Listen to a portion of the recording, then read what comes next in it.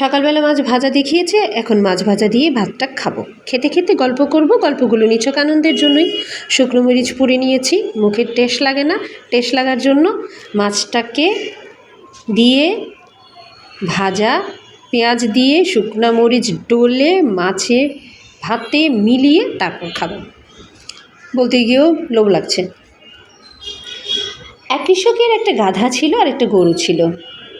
কৃষক বোঝা আনানোর জন্য গাধাকে ব্যবহার করতো, আর জমি চাষ, গম মারাই, ধান মারাই এগুলোর জন্য গরু। তো গরুর তো মনে অনেক দুঃখ, গরু ক্লান্ত হয়ে বিড়বিড় করে সারাদিন। গাধা বলে, কী দুঃখ আমারে বল। গরু বলে, তুই কি বুঝবি গরুর দুঃখ, তুই তো গাধা। গাধা বলে, আমিও তো টানাটানি করি তোর মতোই, বল বল বুঝবো। গরু বলল, আরে তুই তো শুধু জিনিস টানিস, আমি ফসল মারাই করি, কুলুর ঘানি টানি, জমি চাষ করি, কত কাজ করতে হয় আমাদের। গরুর কষ্ট শুনে তো গাধার মনটা খুব খারাপ হয়ে গেল।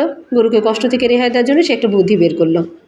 গল্পটা অনেকটা অতি চালাকের অবস্থা। অতি চালাকের যেমন গলায় দড়ি পড়ে, সেই রকম গলায় দড়ি। এরপর গরুকে উদ্দেশ্য করে গাধা বলল, যদি তুই চাস আমি তোকে একটু বুদ্ধি দিই। গরু বলল যে, তোর আবার বুদ্ধি আছে নাকি? গাধা বলল, বুদ্ধি আছে দেখেই তো আমি গাধা, বুদ্ধি আছে দেখেই তো দেখ আমি কম কাজ করি, আর তোর বুদ্ধি নাই দেখে তুই বেশি কাজ করিস।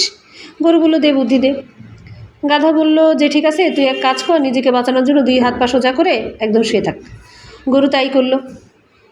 মালিক এসে দেখে গরুর এই অবস্থা, গরুকে কোনোভাবে টেনে উঠানো যায় না। মালিক আর কী করবে, গাধাকে টেনে নিয়ে চলে গেল কাজে।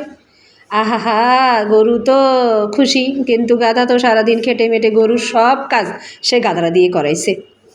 এখন গরুকে সাহায্য করতে গিয়ে গাধাই তো বিপদে পড়লো, তাই না? গরুকে বাঁচাতে গিয়ে নিজেই বিপদে পড়ছে, নিজেই বোকামি করছে। এখন আর কী করা, গরুর কাজ গাধাকে করতে হবে।